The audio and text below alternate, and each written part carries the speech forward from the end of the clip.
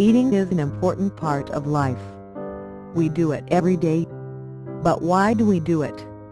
Why is it so important to eat? To understand this, we need to know the meaning of nutrients. Nutrients can be defined as food or other substances that provides energy or building material for the survival and growth of a living organism. The most important nutrients are proteins, carbs, and fats. Proteins are necessary for growth and the maintenance of the body. Carbs and fats provide us with our energy. Fat can also act as a layer on the body for insulation, to keep out the cold and to protect against injuries. Minerals are also needed, like calcium, iron, zinc and phosphorus. You only need a small quantity of them per day, but they are essential for ongoing health. The body also needs fiber and vitamin. Vitamins are essential for a healthy body. Fiber is needed to carry the waste products of digestion out of the body. A balanced diet means getting enough of all these nutrients.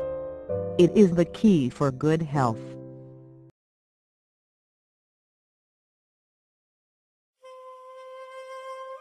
But what happens when you do not have a balanced diet? When people do not have a balanced diet, they will probably suffer from malnutrition. Malnutrition is a broad term which refers to undernutrition and overnutrition. People will suffer from undernutrition when their diet do not provide enough calories and proteins for the growth and maintenance of the body. Or they cannot get the nutrients out of the food, due to an illness. People suffer from overnutrition when they consume too much calories.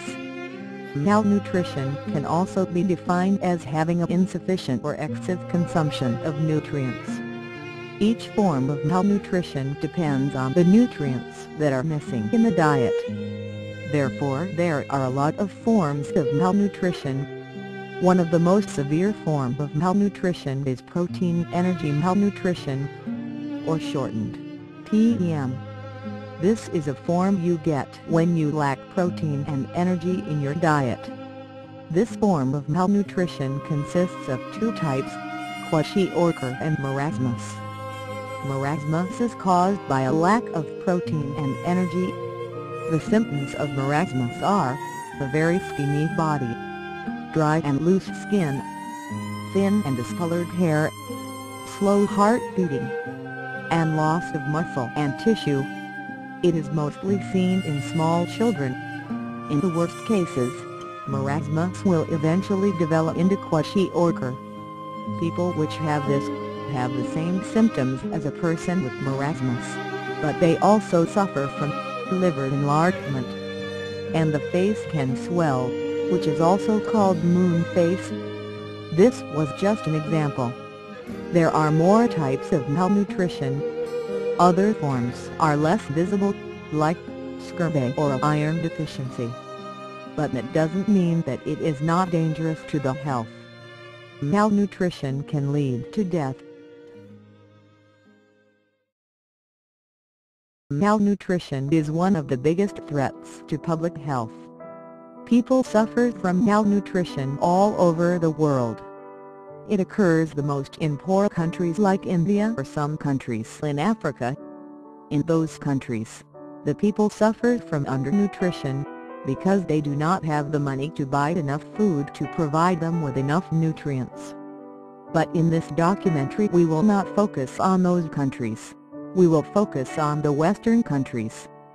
And we will focus on a specific group in the society: the teenager. To teenagers, malnutrition is a great threat. Teenagers are in their puberty period, the transition from kid to adult. In this period, the teenager grows a lot. To do this, he or she must consume enough nutrients. A balanced diet is crucial for a teenager. For example, when he or she do not get enough nutrients during his puberty, he will not become as long and big that he or she should be.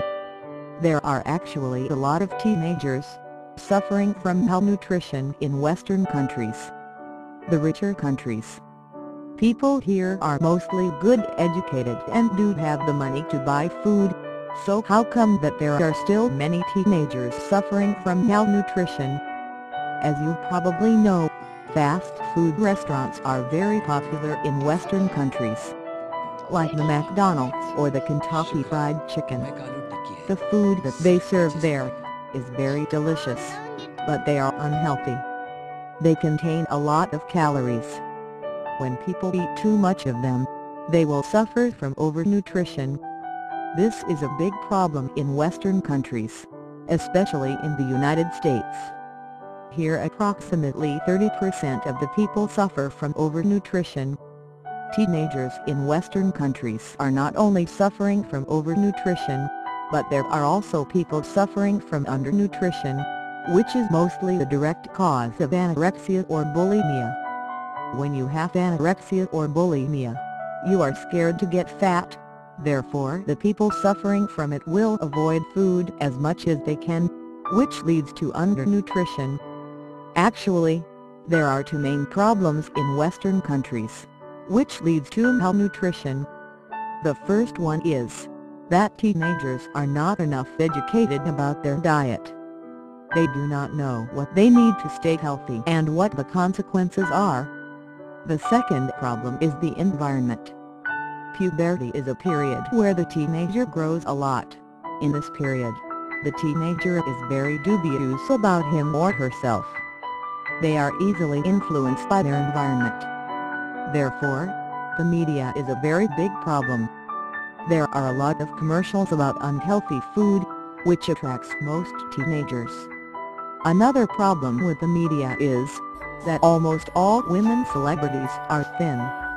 Celebrities are a role model of most girls, and therefore it attracts girls to also get thin. This will eventually lead to anorexia or bulimia, which leads to undernutrition. Teenagers have to be at least educated about their body. They need to know what their own body actually needs and what consequences there are if you do not meet the things it needs. Most teenagers do not know it, and that leads to malnutrition. Only if there is enough education about it, the rate of malnutrition in Western countries can be reduced.